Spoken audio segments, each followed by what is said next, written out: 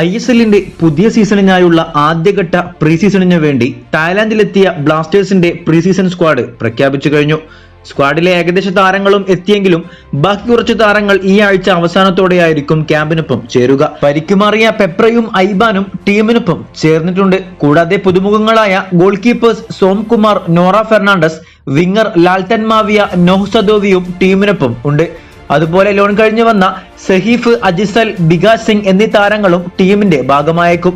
അതേസമയം കോറോ സിംഗ് അണ്ടർ-20 നാഷണൽ ടീമിനു വേണ്ടി കളിക്കാൻ പോയതുകൊണ്ട് തന്നെ താരം പ്രീ സീസണിന്റെ ഭാഗമായേക്കില്ല. കൂടാതെ പരിക്കുമാറി കൊച്ചിയിൽ റീഹാബ് ചെയ്യുന്ന സച്ചിനും, ബിജോയ് വർഗീസ്, നിഹാൽ സുധീഷ്, പുതിയ സൈനിങ് ആയ ലിക്മബം രാകേഷ്, അരിത്ര ദാസും സ്ക്വാഡിൽ ഉൾപ്പെട്ടിട്ടില്ല. നിഹാലിനെ പഞ്ചാബിലേക്ക് ലോണിൽ അയച്ചെങ്കിലും ബിജോയ്, രാകേഷ്, അരിത്ര എന്നീ താരങ്ങളുടെ കാര്യത്തിൽ വ്യക്തതയില്ല. താരങ്ങളെയും ലോണിൽ അയക്കാനുള്ള സാധ്യതകളും തള്ളിക്കളയാനാകില്ല. അതേസമയം നിലവിൽ Joshua Peprah, Luna, Noah, Milos എന്നീ 5 വിദേശ താരങ്ങൾ സ്ക്വാഡിൽ ഉണ്ടെങ്കിലും ഇപ്പോഴും ജോഷുവ, പെപ്ര എന്നീ താരങ്ങളുടെ കാര്യത്തിൽ നമ്മൾ മുമ്പ് പറഞ്ഞതുപോലെ തന്നെ ഏതെങ്കിലും ഒരു താരമേ ടീമിനൊപ്പം ISLൽ ഉണ്ടാകുമെന്നാണ് റിപ്പോർട്ടുകൾ.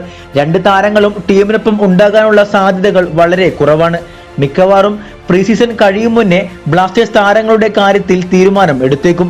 പകരമായി ഒരു മെയിൻ സ്ട്രൈക്കറെയും ബാക്കി വരുന്ന സ്ലോട്ടിൽ ഒരു സെൻട്രൽ ഡിഫൻഡറെയും ബ്ലാസ്റ്റേഴ്സ് ഉടൻ തന്നെ ടീമിലെത്തിച്ചേക്കും. കൂടാതെ 1-2 ഇന്ത്യൻ സൈനിങ്ങും പ്രതീക്ഷിക്കാം. പക്ഷേ പ്രീ സീസൺ അവസാന ഘട്ടത്തിൽ താരങ്ങൾ ടീമിനൊപ്പം ചേരുമ്പോൾ എത്രത്തോളം അത് ടീമിന്റെ കളി മികവിനെ ബാധിക്കുമെന്ന് കണ്ടറിയണം.